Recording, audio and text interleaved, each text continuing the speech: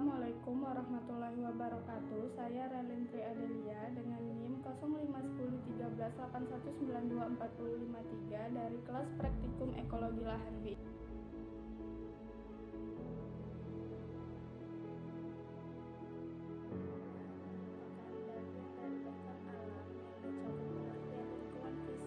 Termasuk iklim, topografi, hidrologi, dan bahkan keadaan vegetasi alamiah yang semuanya secara potensial berpengaruh terhadap penggunaan lahan.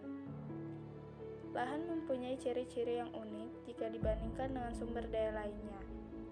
Lahan merupakan sumber daya yang tidak akan habis, namun jumlahnya tetap dan dengan lokasi yang tidak dapat dipindahkan.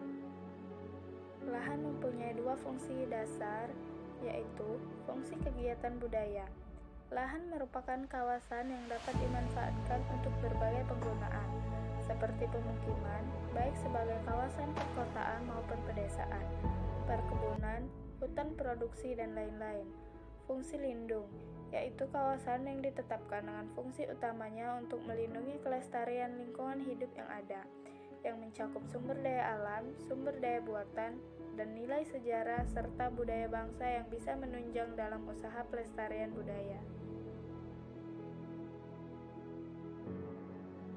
Tata guna lahan adalah pengaturan penggunaan lahan. Dalam tata guna lahan dibicarakan bukan saja mengenai penggunaan permukaan bumi, tetapi juga mengenai penggunaan permukaan bumi di lautan.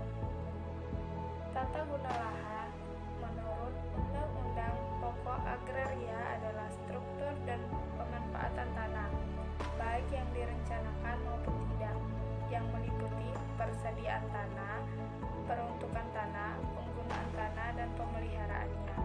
Adapun indikator tata guna lahan menurut Gezira tahun 2014, beberapa indikator yang dapat dijadikan ukuran untuk tata guna lahan antara lain area hijau, infrastruktur pendukung, pengendalian hama, dan penanganan air limpasan hujan.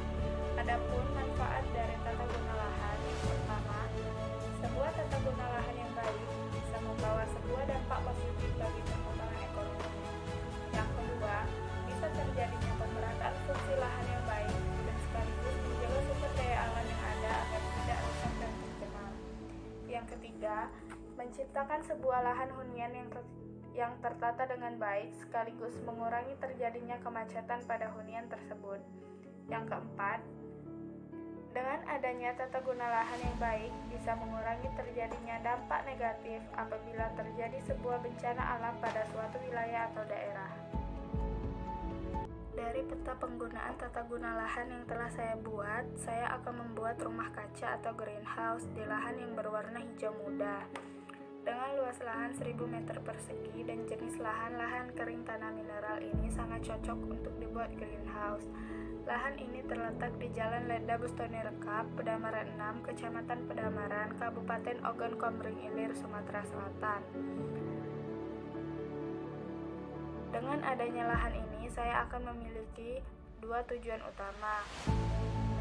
Yang pertama, lahan tersebut akan saya buat menjadi lahan komersial pertanian yang berupa rumah kaca atau greenhouse yang bisa digunakan sebagai tempat penanaman stroberi maupun sayuran yang bisa ditanam secara hidroponik.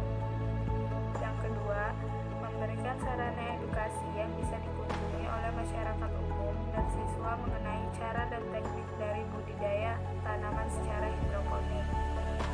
Dengan kondisi lahan yang berada di tengah-tengah pemukiman dan tempatnya yang lumayan strategis, saya berinisiatif untuk membangun sebuah kawasan wisata sekaligus sebagai wadah untuk penjualan hasil pertanian, guna membantu pengembangan perekonomian warga sekitar.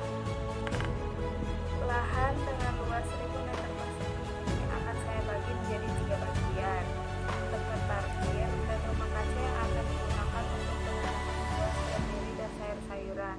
Dengan masing-masing luas 30 meter persegi digunakan untuk lahan parkir sehingga pengunjung bisa datang secara bersamaan, baik itu dengan keluarga maupun teman.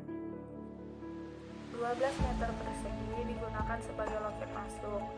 Loket masuk ini juga merangkap sebagai tempat untuk pembelian hasil panen dari pengunjung yang ingin membawa pulang buah dan sayur yang sudah dipetik secara langsung, serta luas lahan sebesar 968 meter persegi akan digunakan untuk pembuatan rumah kaca. Rumah kaca yang akan dibuat ini terdiri dari 2 lantai, di mana lantai pertama akan dijadikan sebagai tempat penanaman stroberi, dan untuk lantai kedua itu bisa digunakan sebagai tempat penanaman sayuran.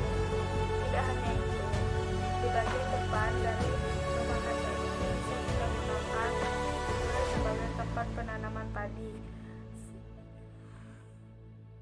Padi yang ditanam merupakan padi yang dapat tumbuh secara hidroponik. Dan di bawah tanaman padi ini, kita juga dapat memelihara ikan, sehingga pengunjung akan lebih tertarik lagi untuk datang kembali ke tempat ini. Adapun hasil dari penjualan buah dan sayuran yang ditanam secara hidroponik digunakan kembali hasil dari penjualan dan buah dan sayuran yang ditanam secara hidroponik digunakan kembali untuk pembelian bibit dan untuk pemeliharaan